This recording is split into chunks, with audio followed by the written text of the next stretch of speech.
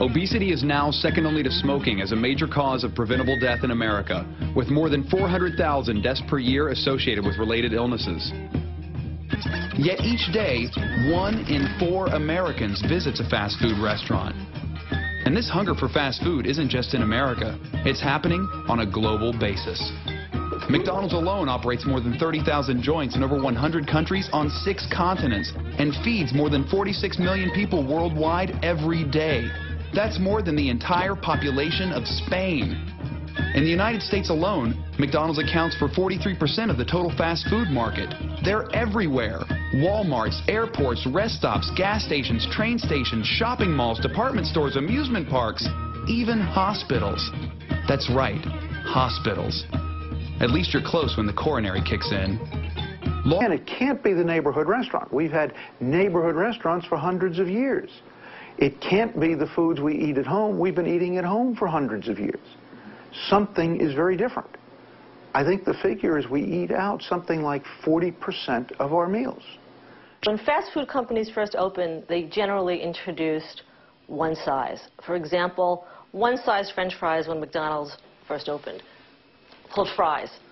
That size fries is now called small, medium, large, and supersize. That original size is still here. It's got about 200 calories. But the supersize is going to pack in over 600 calories. One of the most disturbing things to me is that in the last 20 to 25 years, we've actually seen a doubling of overweight and obese children and adolescents. And this weight gain has been linked to countless health problems later in life, such as hypertension, coronary heart disease, stroke, gallbladder disease, osteoarthritis, sleep apnea, respiratory problems, endometrial, breast, prostate, and colon cancers, dyslipidemia, steatohepatitis, insulin resistance, asthma, hyperuricemia, reproductive hormone abnormalities, polycystic ovarian syndrome, impaired fertility, and adult-onset diabetes. In fact, if current trends continue, 1 out of every 3 children born in the year 2000 will develop diabetes in their lifetime. Companies spend billions making sure you know their product. In 2001, on direct media advertising, that's radio, television, and print, McDonald's spent $1.4 billion worldwide. On direct media advertising, Pepsi spent more than $1 billion. To advertise its candy, Hershey Foods spent under a mere $200 million internationally.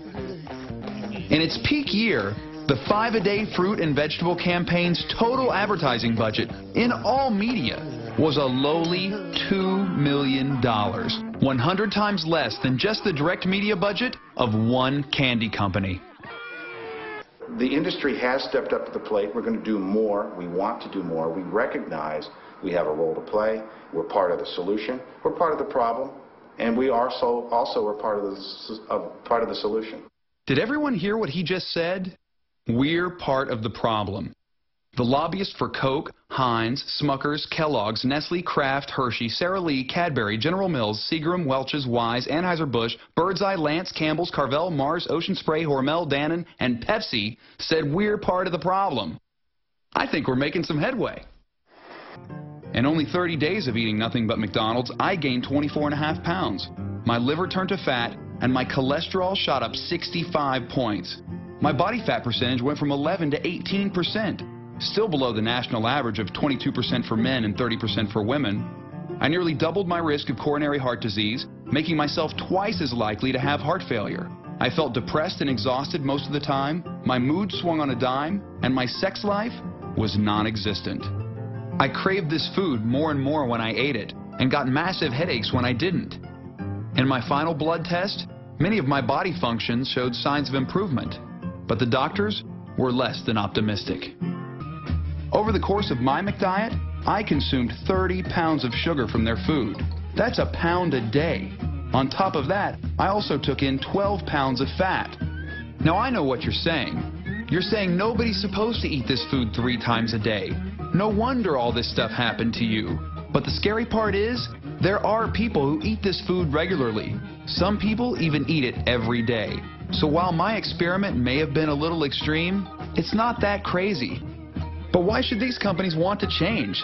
Their loyalty isn't to you, it's to the stockholders.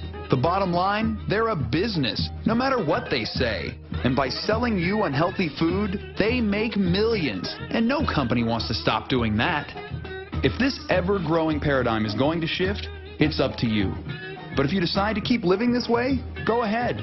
Over time, you may find yourself getting as sick as I did.